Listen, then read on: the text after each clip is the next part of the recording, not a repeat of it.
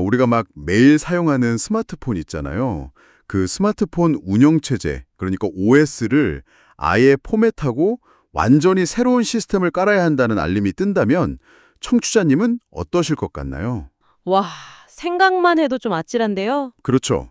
그동안 되게 익숙하게 쓰던 앱이나 저장된 데이터, 심지어 화면 넘기는 방식까지 다 버리고 처음부터 다시 배워야 한다는 거잖아요. 네네, 아마 대부분은 그 거대한 변화가 너무 귀찮고 두려워서 계속 나중에 업데이트 버튼만 누를 것 같아요. 맞아요. 저도 항상 그러거든요.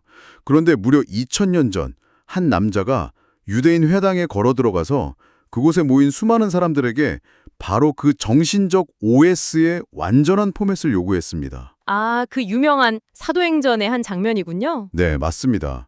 오늘 우리 청취자님과 함께 깊이 파고들 잔류는 2026년 4월 12일에 이만영 목사님이 사도행전 13장을 바탕으로 전하신 강연 녹취록입니다. 자, 이걸 한번 파헤쳐 보죠. 바울이 도대체 어떻게 한 민족의 그 견고한 세계관을 무너뜨리고 새로운 진리를 재건해냈는지 말입니다. 이 상황을 제대로 이해하려면 당시의 역사적 맥락을 살짝 짚고 넘어가는 게 좋을 것 같아요. 바울과 바나바가 안디옥 교회의 파송을 받아서 구브로삼을 거쳐 비시디아 안디옥으로 막 넘어온 직후의 상황이거든요. 아, 이방 땅에 세워진 그 유대인 회당에 처음 들어간 때죠? 네, 맞습니다. 거기서 바울이 발언권을 얻어서 전한 역사적인 첫 설교의 클라이맥스 부분이에요. 사실 이게 단순한 종교 연설이 절대 아니었습니다. 단순한 연설이 아니었다면 약간 목숨을 건 선언 같은 건가요? 그렇죠. 로마 제국 치하에서 유대인들이 생존의 기반으로 삼고 있던 세계관의 근간을 정면으로 건드린 거니까요. 굉장히 위험하고도 혁명적인 선언이었죠. 강연을 쭉 읽어보면 바울의 전략이 진짜 치밀하더라고요. 맞아요. 아주 치밀했죠. 다짜고짜 새로운 교리를 들이민 게 아니었어요. 네네. 그들이 이미 철석같이 믿고 권위를 인정하는 구약 성경 있잖아요. 시편 2편 7절이나 16편, 또 이사야 55장 3절 같은 구절들을 아주 교묘하게, 아니 정말 논리적으로 끌어와서 논증을 시작하더라고요. 청중의 언어와 그들의 논리를 사용해서 그들의 굳건한 믿음에 서서히 균열을 낸 겁니다. 여기서 바울이 인용한 구절들을 관통하는 하나의 거대한 주제가 하나 있거든요. 오, 그게 뭔가요? 바로 이스라엘 역사상 가장 위대한 왕이었던 다윗입니다. 유대인들에게 다윗 시대는 영광스러운, 약간 잃어버린 황금기 같은 거였어요. 아, 로마의 압제에 시달리고 있으니까 옛날 그 화려했던 시절을 그리워했겠네요. 정확합니다. 그들은 언젠가 제2의 다윗이 나타나서 자신들을 정치적으로나 군사적으로 구원해 줄 거라는 강렬한 열망을 품고 있었죠. 다윗은 그들에게 정말 절대적인 롤모델이자 신앙의 정점이었습니다. 그런데 바울은 그 완벽한 영웅의 한계를 아주 직설적인 팩트로 찔러버리잖아요. 너희가 그토록 숭배하는 다윗조차 결국 하나님의 뜻을 섬기다가 죽어서 썩어버렸다. 이렇게요. 네, 영웅의 뼈아픈 유한함을 아주 똑바로 직면하게 만든 거죠. 사실 그 대비가 이 설교의 핵심이거든요. 아, 유한함과의 대비요. 맞습니다. 유대인들이 기대하던 그 물리적이고 정치적인 구원자가 아무리 탁월해도 결국 죽음이라는 인간의 근원적 한계를 벗어날 수 없다는 현실을 일깨운 겁니다. 결국 썩어짐, 즉 부패함을 피할 수 없다는 거네요. 그렇죠. 그러면서 바울은 다윗과 완전히 정반대의 지점에 있는 한 인물을 딱 제시합니다. 십자가에서 죽었지만 다시 살아나서 썩지 않는 분, 영원함을 획득한 분. 아, 바로 부활한 예수 그리스도군요. 네. 바울은 하나님이 조상들에게 하신 약속이 다윗이라는 그 유한한 인간을 통해서가 아니라 예수의 부활이라는 영원한 사건을 통해 마침내 성취되었다고 쾅 선언한 겁니다. 와, 아까 처음에 말했던 운영체제의 비유로 다시 돌아가 보자면요. 다윗이 아무리 그 시도의 최고의 기술로 만들어진 혁신적인 스마트폰이었다고 해도 결국 시간이 지나면 배터리가 방전돼서 꺼져버린 셈이네요. 아주 찰떡 같은 비유네요. 반면에 예수님의 부활은 영원히 방전되지 않는 차원이 아예 다른 무한한 동력원을 제시한 거고요. 그러니까 방전된 옛날 배터리 붙들고 있지 말고 이제 새로운 무한 동력원으로 갈아타라는 강력한 요구군요. 맞아요. 여기서 매력적인 부분은 이만영 목사님이 이 대목을 그냥 2000년 전의 옛날 이야기로 놔두지 않으신다는 거예요. 이 유한함과 영원함의 충돌은 지금 이 시대를 살아가는 우리 청취자님에게도 아주 날카로운 질문을 던집니다. 오, 어떤 질문일까요? 오늘날 우리도 각자의 다윗을 막 쫓으면서 살아가잖아요. 그게 어마어마한 자본일 수도 있고 빛나는 커리어나 명예일 수도 있죠. 아니면 우리가 맹신하는 특정한 이념이나 뭐 인생의 멘토 같은 것일 수도 있겠네요. 그렇죠. 우리는 종종 그런 것들이 내 삶을 영원히 구원해 줄 것처럼 막 매달리지만 결국 그것들도 언젠가는 부패하고 소멸할 다윗처럼 유한한 것들에 불과하다는 겁니다. 참되고 영원한 생명력은 썩어질 것들이 아니라 오직 부활이라는 영원한 진리 안에만 있다는 정말 뼈아픈 통찰이네요. 네, 맞습니다. 영원한 동력원으로 넘어가야 한다는 그 논리 자체는 머리로는 충분히 납득이 갑니다. 그런데 막상 현실에서 그 무한한 동력원에 어떻게 구체적으로 접속하느냐, 이게 문제잖아요. 그렇죠. 방법이 중요하죠. 설교 본문 38절하고 39절을 보면 바울이 그 구체적인 방법을 제시하는데 강연 내용을 보니까 이 대목이 당시 유대인들에게는 거의 시스템의 붕괴를 알리는 폭탄 선언과 다름없었다고 하더라고요. 그럴 수밖에 없는 강력한 이유가 있습니다. 바울이 모세의 율법으로는 너희가 의롭다 하심을 얻지 못한다고 아예 대못을 박아버렸거든요. 율법이 소용없다고요? 그건 유대인들한테는 진짜 충격이었겠는데요? 어마어마한 충격이죠. 1세기 유대인에게 율법, 그러니까 토라는 단순히 도덕적으로 착하게 살기 위한 규칙 모음집 같은 게 아니었어요. 그럼 뭐였나요? 그 이교도 문화가 득실거리는 거대한 로마 제국 속에서 자신들이 하나님의 선택받은 백성이라는 정체성을 지켜주는 거의 유일한 생존 방어막이었거든요. 안식일을 지키고 할례를 행하고 먹는 것을 구별하는 그런 정결규례들 말이죠. 아하, 그 시스템 자체가 그들의 경제나 사회, 문화를 떠받치는 핵심 뼈대였군요. 네네. 그러니까 바울은 단순히 예전 규칙 대신 이제부터 새로운 규칙을 따르자 이렇게 제안한 게 아니에요. 그들이 평생을 바쳐서 쌓아 올리고 목숨처럼 의지해왔던 그 거대한 생존 시스템이 사실은 인간의 근원적인 죄의 문제를 해결하는 데는 아무런 쓸모가 없다고 선포해버린 셈이네요. 맞습니다. 듣는 사람들 입장에서는 평생 디디고 서 있던 짱이 훅 꺼지는 듯한 공포를 느꼈을 겁니다. 와, 진짜 그랬겠네요. 그럼 그렇게 완전히 무너져버린 율법의 자리에 바울이 대안으로 세운 것이 바로 강연에서 강조하는 그 힘입어라는 개념인가요? 예수를 힘입는다는 거군요. 예수를 힘입는다는 건 내 어떤 목적을 이루기 위해서 예수라는 새로운 도구를 손에 쥐는 게 절대 아닙니다. 그럼 어떤 의미죠? 예수라는 존재 안으로 완전히 들어가서 그분과 전적인 연합을 이루는 상태를 뜻해요. 내가 주도하던 삶의 통제권이나 나의 행위로 나를 증명하려던 그 율법적 방식을 전면적으로 폐기하고 오직 예수의 의로우심에 나를 전적으로 내어 맡기는 겁니다. 잠깐만요. 여기서 정말 흥미로워지는 부분은요. 그 지점에서 현대를 살아가는 우리의 진짜 현실을 돌아보게 되거든요. 어떤 점에서요? 청취자님들도 한번 생각해 보세요. 현대인들이 신앙이나 종교를 대하는 태도는 바울이 말하는 그 전적인 연합, 엔투토와는 거리가 좀 멀지 않나요? 뼈 때리는 말씀이네요. 맞아요. 많이 다르죠. 우리는 내 삶이라는 기본적인 운영체제는 아주 안전하게 그대로 유지해놓고 신앙을 그저 나를 도와줄 유용한 스마트폰 앱이나 플러그인 정도로 취급하는 경향이 있잖아요. 네네.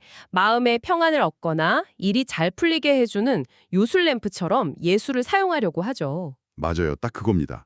이걸 더 큰 그림과 연결해 본다면 이 변화는 단순한 종교의 추가가 아니라 사고와 진실의 틀 정체를 완전히 재정립하는 거네요. 바로 그 지점이 바울의 메시지가 2000년의 시간을 뛰어넘어서 현대인들에게 강력한 도전을 주는 이유입니다.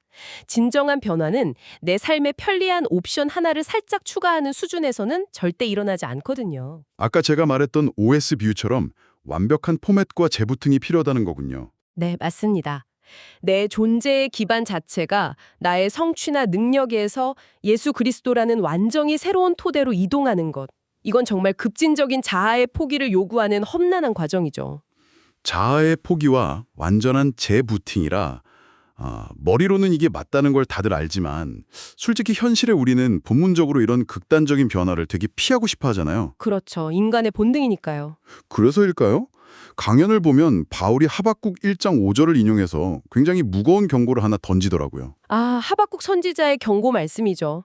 과거 이스라엘 백성들이 바벨론의 침공이라는 그 거대한 심판을 눈앞에 두고도 자신들의 시스템이 잘못되었다는 걸 끝까지 깨닫지 못했던 역사적 실패를 끌어온 거거든요. 그때 이스라엘 백성들은 도대체 왜 그걸 몰랐던 건가요? 하박국 시대의 이스라엘은 종교적인 겉모습은 정말 완벽했습니다. 성전에서 제사도 꼬박꼬박 드리고 율법도 줄줄 외웠죠. 하지만 삶의 실질적인 방향이나 가치관은 속까지 완전히 썩어 부패해 있었어요. 겉과 속이 완전히 달랐군요. 네, 그런데도 그들은 우리는 하나님의 성전을 모시고 있으니까 절대 망하지 않는다는 아주 치명적인 착각에 빠져 있었던 겁니다. 바울은 지금 복음을 듣고 있는 유대인들에게 묻고 있는 거예요. 과거의 조상들처럼 율법이라는 껍데기만 꽉 붙들고 있다가 진정한 구원자를 못 알아보는 오류를 또 범할 거냐고요. 와, 이만용 목사님은 이 2000년 전 옛날 이야기를 오늘날 현대 교인들의 상황에 아주 날카롭게 대입하셨더라고요. 독일의 신학자 디트리히 보네퍼 목사님이 지적한 값싼 은혜라는 개념을 가져오셨잖아요. 네, 아주 중요한 개념이죠. 사실 은혜가 값싸다는 말이 되게 역설적으로 들리는데 구체적으로 어떤 상태를 꼬집는 건가요? 나치 독일 치하에서 목숨을 걸고 저항했던 보네퍼 목사님에게 은혜는 결코 가벼운 게 아니었습니다.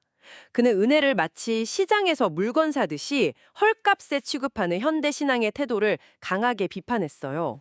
헐값에 취급한다고요? 네, 값싼 은혜란 죄에 대한 아주 깊은 회개나 삶의 치열한 방향 전환, 그러니까 제자로서 마땅히 치러야 할 대가 지불은 쏙 빼놓는 걸 말합니다. 그러면서 예수님이 다 용서하셨으니 나는 이제 자유롭다며 얄팍한 심리적 위안만 생기는 아주 이기적인 신앙이죠. 아, 듣기만 해도 뜨끔한데요. 목사님은 이걸 우리 일상에 어떻게 적용하시나요? 매주 예배당에 앉아있고 종교적인 언어는 유창하게 막 구사하는데 정작 직장에서 사람을 대하는 방식이나 돈을 쓰는 태도, 위기 앞에서 내리는 결정들은 세상의 가치관과 단 1mm도 다르지 않은 모습, 바로 그걸 지적하십니다. 신앙이 내 삶을 이끄는 나침반이나 추진력이 전혀 되지 못하고 그저 아주 고립된 주말 취미생활이나 지적인 허영으로 전락해버린 현상이군요. 정확합니다. 겉보기엔 최신 버전의 펌웨어로 업데이트를 마친 것 같아 보이지만 실상은 예전 시스템 그대로 두고 껍데기 테마만 살짝 바꾼 거나 다름없죠. 각연에서는 이걸 신앙의 기본 설정 값의 오류, 즉 버그가 겹겹이 쌓인 상태라고 표현하기도 했어요.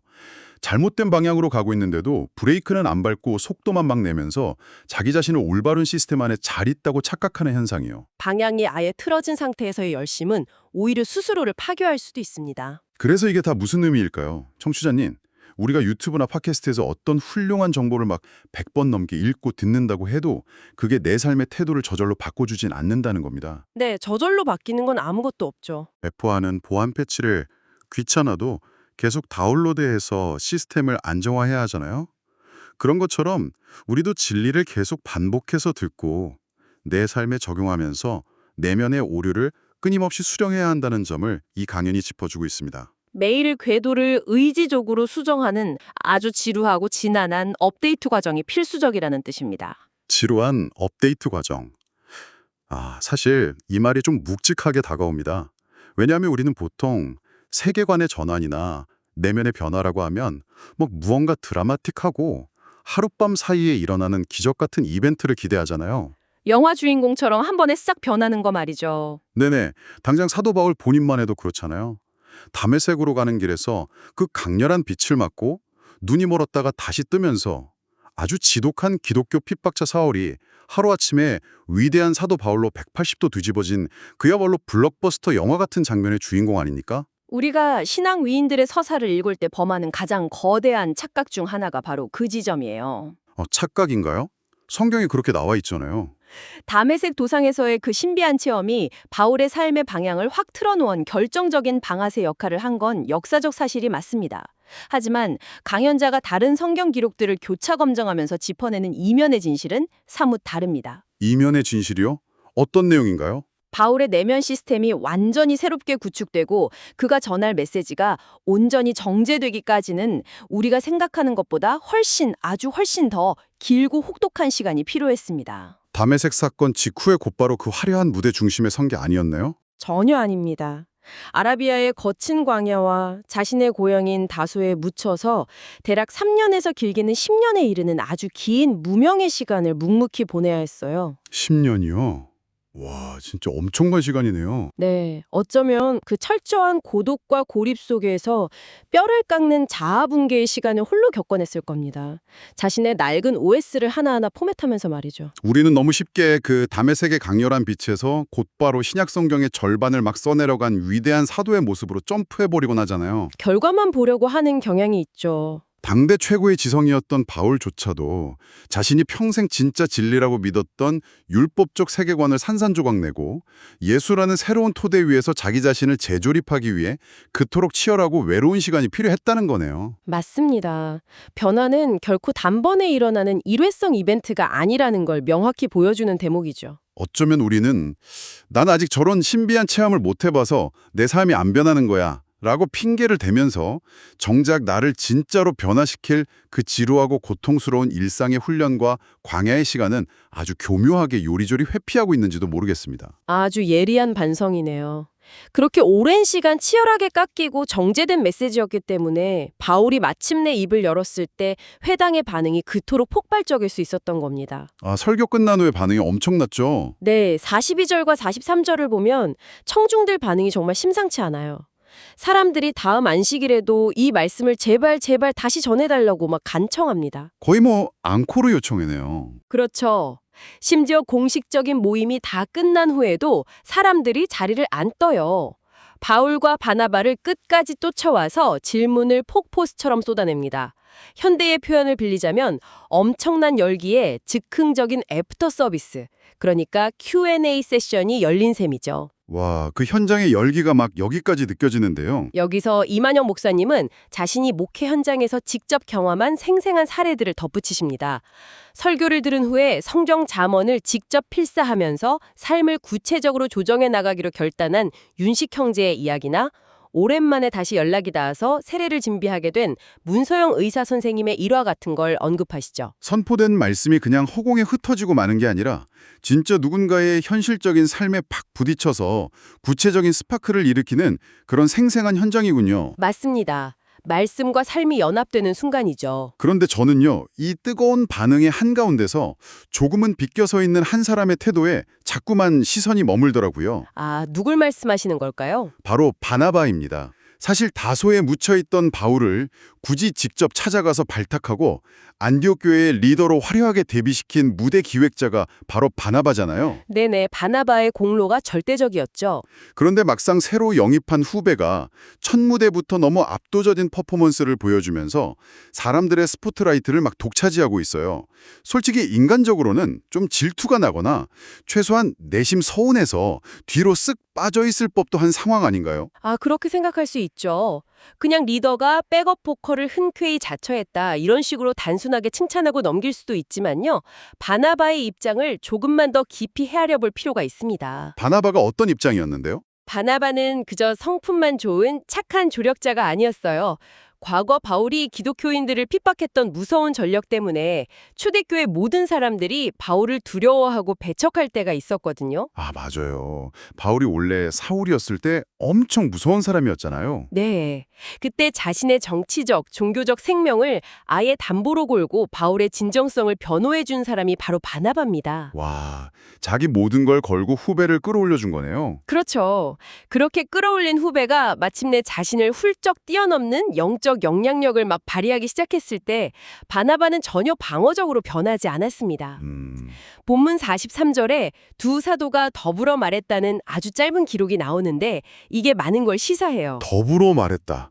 혼자 말한 게 아니라는 거군요. 바나바는 선배로서의 얄팍한 자존심이나 기득권을 내세우는 대신에 쏟아지는 청중의 질문에 바울과 함께 주거니 받거니 대답하면서 기꺼이 그를 새로운 권위자로 세워줍니다. 오직 복음이 확장되어야 한다는 그 더 큰 대의를 위해서 자신은 무대 뒤에 조연으로 물러나는 수고를 아주 기꺼이 감당한 거예요. 아, 자신의 증명이 아니라 대의를 위한 자발적인 물러남. 아, 진짜 깊은 여운을 남기는 장면이네요. 목사님도 이런 바나바의 태도를 두고 행간에 숨어 있지만 가장 영광스러운 헌신의 모습이라고 분석하셨죠. 정말 그렇네요. 오늘 우리는 이만용 목사님의 사도행전 강연을 통해서 참 많은 삶의 궤도를 점검해 보았습니다. 영원히 방전되지 않는 동력원이신 예수님과 다윗의 유한함을 뼈아프게 대조해 보았고요. 네, 아주 날카로운 통찰이었죠. 내 삶의 종교라는 편리한 앱 하나를 깔고 적당히 위안을 얻는 수준을 훌쩍 넘어서 내 삶의 주도권을 완전히 넘겨드리는 엔투토, 즉 운영체제의 전면적인 재부팅이 필요하다는 진리의 본질을 마주했습니다. 그리고 그 재부팅 과정이 결코 쉽지 않다는 사실도 확인했죠. 보네퍼 목사님이 경고한 값싼 은행이 아니람에 빠지지 않으려면 매일매일 내 삶의 버그를 치열하게 수정해 나가는 지난한 과정이 꼭 필요합니다. 바울이 홀로 견뎌낸 그 10년의 고독한 광야의 시간처럼요. 맞습니다. 그리고 거기에 더해 바나바와 같이 나를 지지해주고 때로는 나를 무대 중앙으로 기꺼이 밀어 올려줄 수 있는 성숙한 조력자와의 동역이 어우러질 때 비로소 우리의 낡은 세계관이 긴정으로 무너지고 새롭게 재건될 수 있다는 걸 깊이 깨닫는 시간이었습니다. 자, 오늘 이 깊은 탐구를 마치면서 우리 청취자님이 일상으로 돌아가서 곰곰이 씹어볼 만한 도발적인 생각거리를 하나 딱 던져드리고 싶습니다. 오, 어떤 생각거리일지 기대되는데요. 오늘 강연 자료의 마지막 부분에 정말 살짝 스쳐 지나가듯이 언급된 팩트가 하나 있거든요.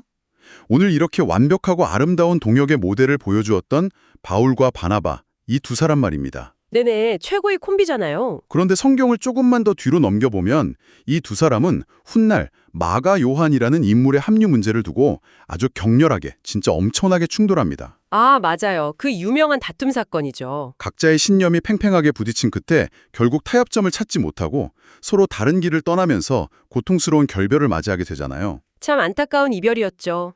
여기서 깊은 고민에 빠지게 됩니다. 청취자님, 이렇게 완벽해 보이는 협력관계조차도 진리와 복음의 확장이라는 더 큰 목적 앞에서는 때로 아프게 갈라서야 할 때가 있는 걸까요? 참 어려운 질문이네요. 내 삶의 낡은 운영체제를 포기하고 완전히 새로운 세계관으로 성장해 나가는 과정에서 우리가 섭섭함을 무릅쓰고서라도 거리를 두어야 할, 혹은 이제는 내 삶의 무대 뒤로 씁쓸하게 물러나게 해야 할 훌륭한 조력자나 익숙한 관계는 과연 누구일까요? 오늘 하루 깊게 묵상해 볼 만한 주제 같습니다. 오늘 하루 쏟아지는 수많은 정보와 알림 속에서 잠시 멈춰서서 이 묵직한 질문을 한 번씩 꼭 떠올려 보셨으면 합니다. 오늘 심층탐구는 여기까지입니다. 다음 시간에 뵙겠습니다.